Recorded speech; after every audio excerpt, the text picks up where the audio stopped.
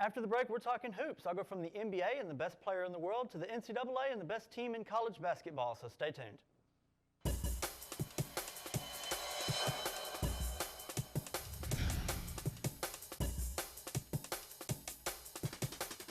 Welcome back. I'm James Farrar, and this is the news that's making headlines in the sports world today. LeBron James has been the consensus best basketball player in the world for well over a decade now. He's led his team to the NBA Finals for the last 8 years in a row, a streak that included 2 different franchises and produced 3 championships. So when he joined up with the Los Angeles Lakers and their core group of former lottery picks, young and full of potential, the expectations were immediately sky high. And while LeBron tried his best to tamper down those expectations before the season, saying that a 9th straight Finals appearance was incredibly unlikely, there's no way he thought the Lakers would be entering the All-Star break, a game under 500 at 28-29, and sitting at home watching the playoffs where they start today. Last night was possibly the lowest point yet in a season that's already had many. The Lakers lost 117-112 to the Atlanta Hawks, despite James recording his 5th triple-double of the season with 28 points, 16 assists, and 11 rebounds. This is the Hawks team coming off a season in which they went 24-58 and fired their head coach.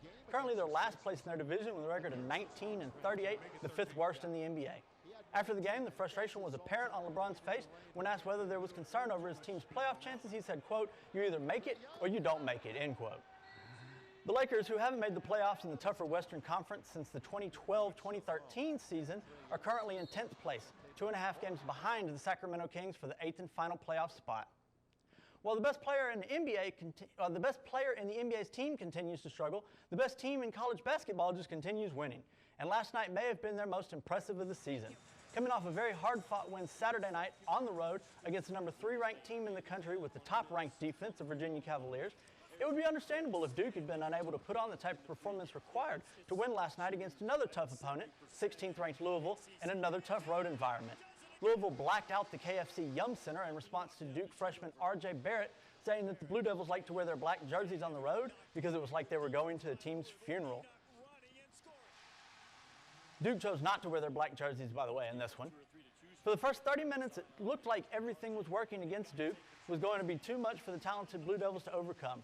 With just under 10 minutes remaining in the game, Duke trailed the Cardinals by 23 points. Over those last 10 minutes, though, Duke went on a 35-10 run, sparked by 4 3-pointers from the often forgotten man in Duke's Fab Four phenomenal freshman, Cam Reddish. 2 free throws from Reddish with 14 seconds left and a miss at the buzzer by Louisville ended a 71-69 win for the Blue Devils, making this the largest deficit ever overcome by a Mike Krzyzewski coached team. Duke is now 22-2 and looking very much like the top team in the country and the favorites to win the NCAA title in March. That's all for today's sports news update. Now back to the news desk.